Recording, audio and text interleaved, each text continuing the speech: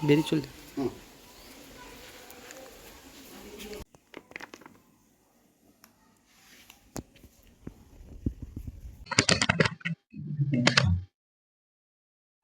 কবে থেকে আপনার এই লেখালেখি শুরু বা কিভাবে চলে আপনার দিন? আমার সে অর্থে প্রথম লেখালেখি শুরু ১৯৬৯ সালে এগরা জেল হাই স্কুলে নবম শ্রেণীতে পড়ার সময় আমার পূজ্যপাদ শিক্ষক হরিপদ শাসমল বললেন, "এটা মোহনদাস করমচাঁদ গান্ধীর জন্মশতবর্ষ, তোমাকে তার উপরে কবিতা লিখতে হবে।" তা সেই প্রথম আমার ১৯৬৯ সালে স্কুল ম্যাগাজিনে কবিতা লেখা এবং ১৯৭১ সালে বাংলাদেশ যুদ্ধ উপলক্ষে স্যারের অনুরোধে একটি গল্প লেখা। তারপর দীর্ঘকাল আমি তথাকথিত লেখালেখি বাড়িতে করলেও আমার কোনো ছাপা হয়নি। আবার ১৯৭৯-৮০ মরশুমে যখন মেদিনীপুরে বিএড কলেজে যাই, তখন সেই বিএড কলেজ ম্যাগাজিনে আবার লেখা ছাপা হয়েছিল। আবারও ১০ বছর বন্ধ, কোথাও প্রকাশের সুযোগ ছিল না। ১৯৮৯-এ নরেন্দ্রনাথ বিশ্বাস দাঁতন হাই স্কুলের প্রাক্তন প্রধান শিক্ষক যখন দাঁতনিক বলে একটি সাহিত্য পত্রিকা বার করলেন, তখন তিনি আমাকে বললেন যে, "তুমি যা খুশি এখানে লিখতে পারো।" তা সেই অর্থে আমার ওখানে গদ্য লেখা শুরু। পরবর্তীকালে স্থানীয় পত্রিকায় এখানে যেটা এবং সায়ক, প্রতিকথা এবং আরো ছোটখাটো যে পত্রিকাগুলো বেরোয়, সেখানে আমার লেখা শুরু হয়। এটা চলতে, চলতে ১৯৯২-এ সাংবাদিক গৌরকিশোর ঘোষ আমার বাড়িতে আসেন।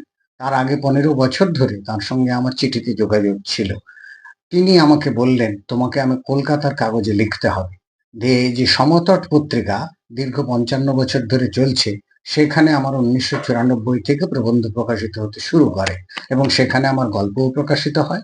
আর ১৯৮০-র দশকে শিবনারায়ণ রায় সম্পাদিত জিজ্ঞাসা পত্রিকায় আমার কয়েকটি চিঠি এবং কয়েকটি কবিতা প্রকাশিত হয়েছিল। কিন্তু সবই ডাকযোগে পাঠানো, অনেক বাতিল হয়েছে।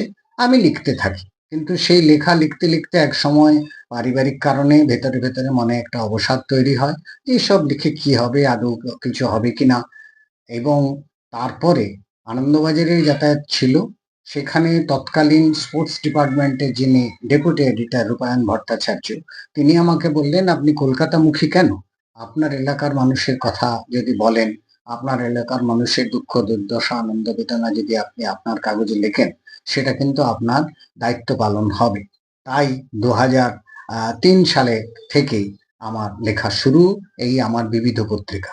সেই বিবিধ পত্রিকায় প্রথম বছর প্রতি মাসে একটি করে সংখ্যা করেছি এবং আমার কথাই লিখেছি। তখন মানুষের কথা সে অর্থে লিখতে পারিনি।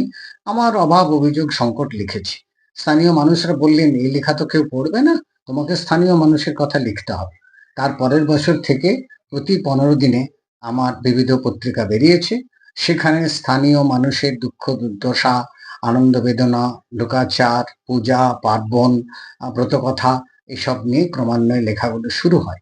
আর ২০০৯ সাল থেকে গোপীনাথপুর যে একটা মেলা কমিটি রয়েছে, তারা লোক সংস্কৃতি উৎসব করেন বছরে, তারা একটি ম্যাগাজিন করেন। সেই ম্যাগাজিনে আমাকে সম্পাদক বলেন এবং আমি সম্পাদক হিসেবে ওই পত্রিকাতে প্রত্যেক বছর এই এলাকার এই ধরনের লেখাগুলো ছাপতে থাকি। এই লোক গবেষণার কিভাবে সূত্রপাত? সূত্রপাত প্রধানত গোপীনাথপুর ওয়েলফেয়ার অ্যাসোসিয়েশনের লোকসংস্কৃতি উৎসবকে কেন্দ্র করেই আমার লোকসংস্কৃতির প্রতি ভাবনাটা শুরু। এবং তারাই বলেন, "আপনি তো লিখবেনই, পাশাপাশি অন্যান্যদের লেখাও এই বিষয়ে সংগ্রহ করুন।" তখন মোগলমারিতে খনন চলছে। আমরা মোগলমারি নিয়ে, ইতিহাস নিয়ে অনেক লেখা লিখছি। সেই সঙ্গেই আমরা স্থানীয় লোকসংস্কৃতি বিষয়েও আমি লিখি এবং অন্যান্য লোকদেরও অনেক লেখা আদায় করি সম্পাদক হিসেবে। তাই তখন থেকেই আমার এই বিষয়ে আগ্রহটা অনেক বেড়েছে। পেশাগতভাবে কি কাজ? পেশাগতভাবে আমি সারা জীবন চাষ করতে বাধ্য হয়েছি এই কারণে যে বিকম, বিএড পাশ করার পরেও বাবা বাড়ি নেই। দূরে দাদা শিক্ষকতা করেন। জমি জমা, পুকুর এসব দেখতে গিয়ে আমি কখনো সরকারি কর্মী বা শিক্ষকতার জন্য দরখাস্ত করতে পারিনি।